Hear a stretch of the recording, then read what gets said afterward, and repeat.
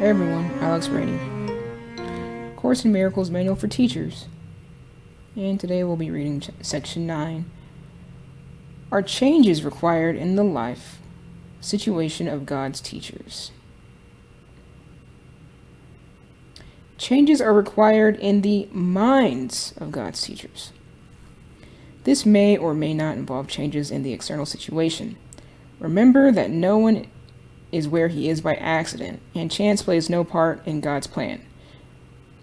It is most unlikely that changes in attitudes would not be the first step in the newly made teacher of God's training.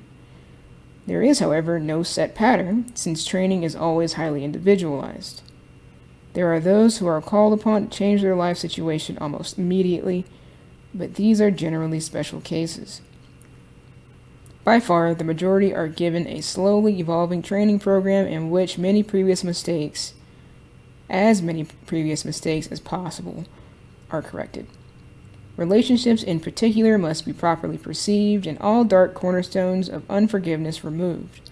Otherwise, the old thought system still has a basis for return. As the teacher of God advances in his training, he learns one lesson with increasing thoroughness. He does not make his own decisions. He asks his capital teacher for capital H his answer. He asks his teacher for his answer, and it is this he follows as his guide for action. This becomes easier and easier as the teacher of God learns to give up his own judgment. The giving up of judgment, the obvious prerequisite for hearing God's voice, is usually a fairly slow process. Not because it is difficult, but because it is apt to be perceived as personally insulting.